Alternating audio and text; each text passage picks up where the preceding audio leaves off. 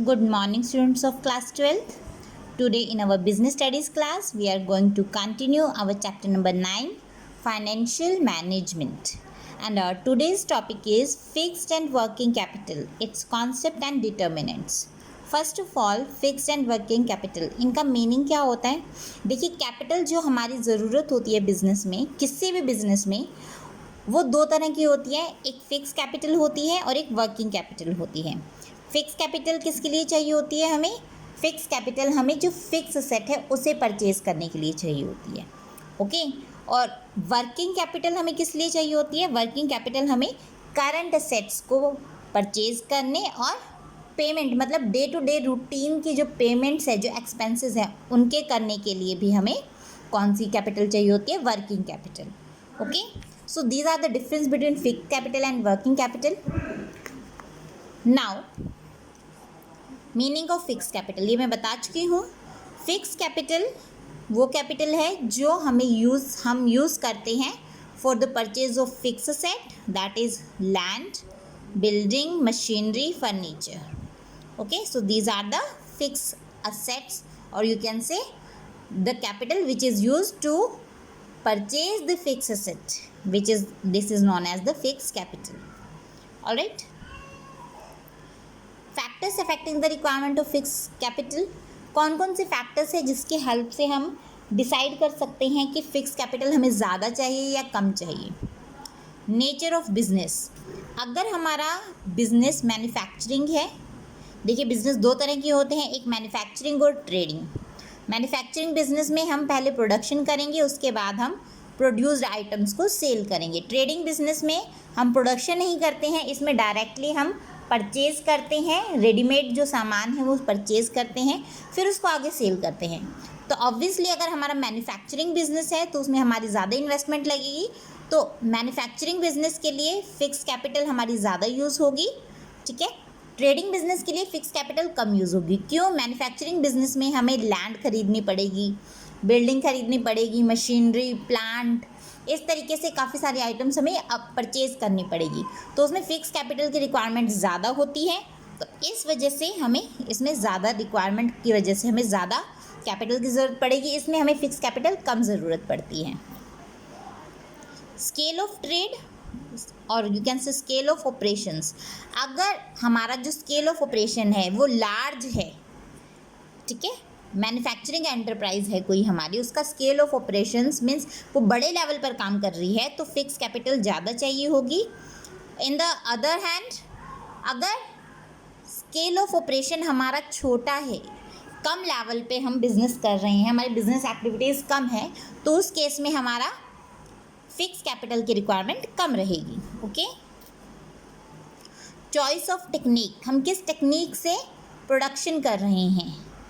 अगर हमारी जो टेक्निक है दैट इज़ कैपिटल इंटेंसिव, जो प्रोडक्शन कर रहे हैं या फिर जो वर्किंग कर रहे हैं हम बिजनेस में, वो कैपिटल इंटेंसिव टेक्निक के बेस पे कर रहे हैं, मतलब मशीन्स का ज़्यादा यूज़ कर रहे हैं, तो उस केस में हमें ज़्यादा फिक्स कैपिटल की ज़रूरत रहेगी. ऑन द अदर हैंड, अगर हम अपने जो प्रोडक्शन कर रहे हैं अपने बिजनेस के अंदर, वो लेबर इंटेंसिव टेक्निक यूज़ करके कर रहे हैं, मतलब with the help of manual labour हम अपनी प्रोडक्शन या फिर अपनी वर्किंग कर रहे हैं, then we will need less of fix capital. Technology upgradation. Technology के साथ अगर हम अपग्रेडेड हैं, मतलब हमें अपनी फर्म में according to the environment technology upgrade करने की ज़रूरत है, then we will need more fix capital, otherwise not. Growth prospects.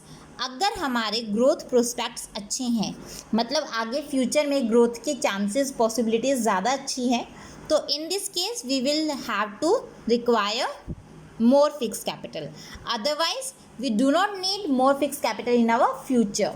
Okay. Next,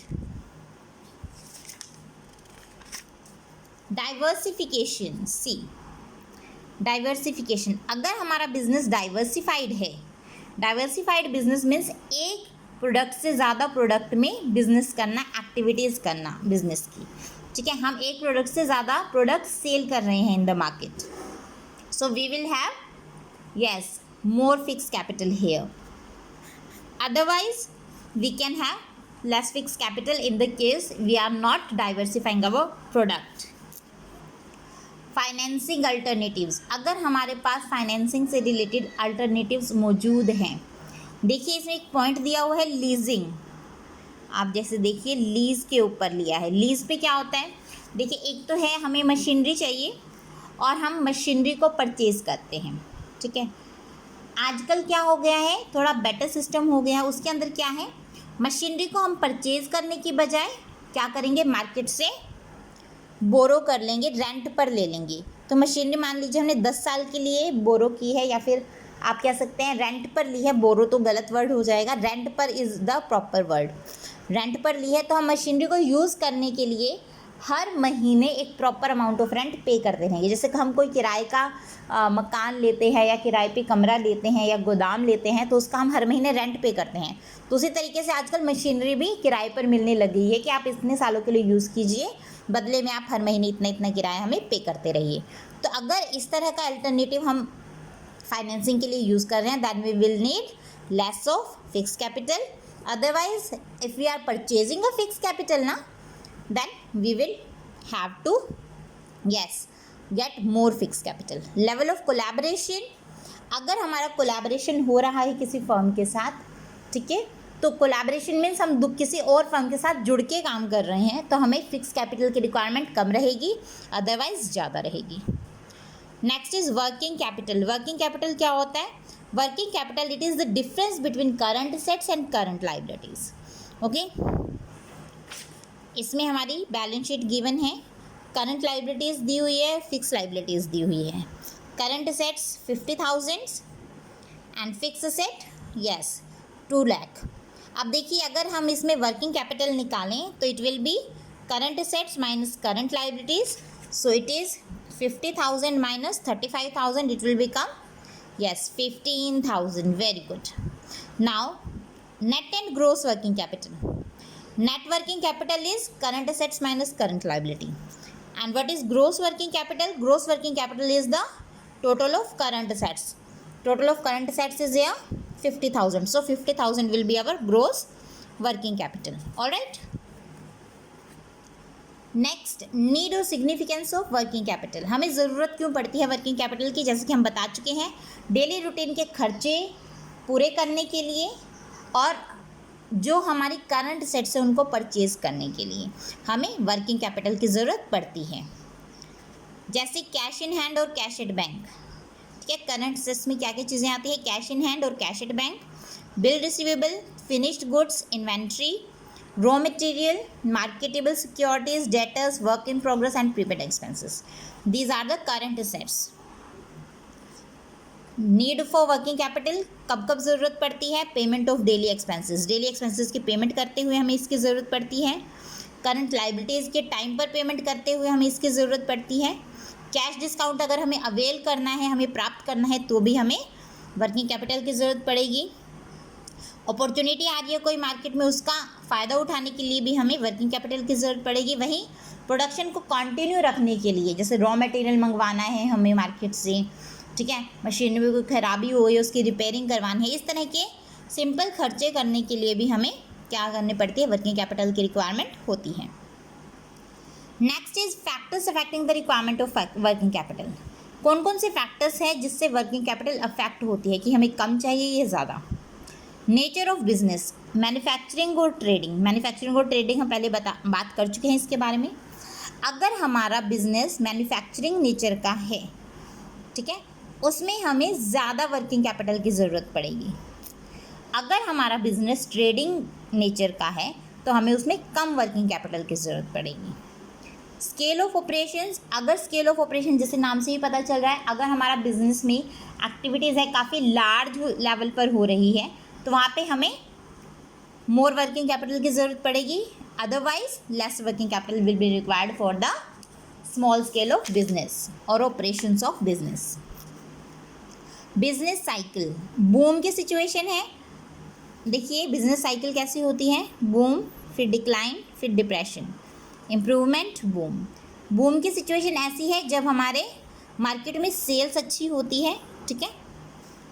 इस सिचुएशन में हमें कम वर्किंग कैपिटल की ज़रूरत, इस सिचुएशन में हमें ज़्यादा वर्किंग कैपिटल की ज़रूरत पड़ेगी, जहाँ पर हमारी बूम की सिचुएशन है।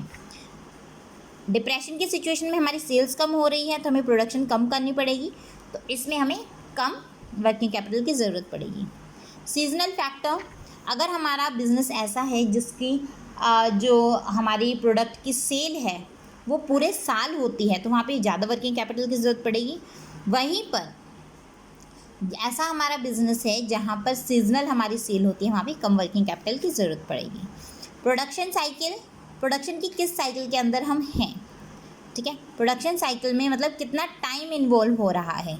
अगर ज़्यादा टाइम इन्वॉल्व हो रहा है प्रोडक्शन साइकिल में, ज़्यादा बड़ी हमारी प्रोडक्शन साइकिल, तो ज़्यादा हमें वर्किंग कैपिटल की ज़रूरत पड़ेगी। प्रोडक्शन साइकिल अगर थोड़ा है तो उस वाली सिचुएशन में हमें कम वर्किंग कैपिटल की ज़रूरत पड़ेगी। क्रेडिट अलाउड, अगर हमें क्रेडिट ईजिली, हम क्रेडिट जो अलाउ कर रहे हैं, क्रेडिट अगर हम अलाउ कर रहे हैं तो ज़्यादा वर्किंग कैपिटल की ज़रूरत पड़ेगी। अगर क्रेडिट फैसिलिटी हम अलाउ नहीं कर रहे हैं, कैश में सारी हमारी ट्रांजैक्शन हो रही है, जो भी सेलिंग है वो कैश में हो रही है, तो उसमें हमें कम वर्किंग कैपिटल की ज़रूरत पड़ेगी। क्रेडिट अवेल्ड, हमें अगर डिस्काउंट ईजिली मिल रहा है तो कम वर्किंग कैपिटल। अगर क्रेडिट ईजिली नहीं मिल रहा है, डिस्काउंट हो गया या फिर उधार पे हमें सामान नहीं मिल रहा है, रॉ मटेरियल वगैरह, तो हमें ज़्यादा वर्किंग कैपिटल की ज़रूरत पड़ेगी।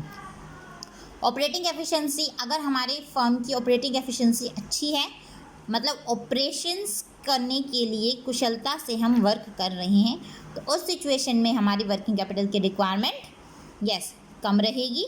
अगर हमारी ऑपरेशनल जो एक्टिविटीज़ हैं वो एफिशिएंटली वर्क नहीं कर रही हैं, ऑपरेटिंग एफिशिएंसी हमारी कम है, तो वहाँ पे ज़्यादा वर्किंग कैपिटल की ज़रूरत पड़ेगी।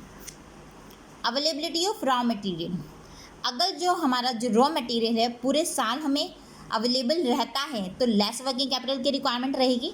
वहीं अगर रॉ मटेरियल पूरे साल अवेलेबल नहीं रहता, ये सीजनल फैक्टर पे बेस्ड है, तो उस वक्त हमें ज़्यादा वर्किंग कैपिटल की ज़रूरत पड़ेगी, ओके, क्योंकि उसमें हमें बल्क में सामान खरीदना पड़ेगा। Alright, so this is your chapter number 9. Today your unit number 9 is completed. Today's homework here, as you can see, factors affecting the requirement of working capital, need or significance, its meaning, factors affecting the requirement of fixed capital, its meaning. Just make notes of all these topics and revise these topics also. If there is any confusion regarding the same, please do ask me. So best of luck for your notes. Thank you, beta.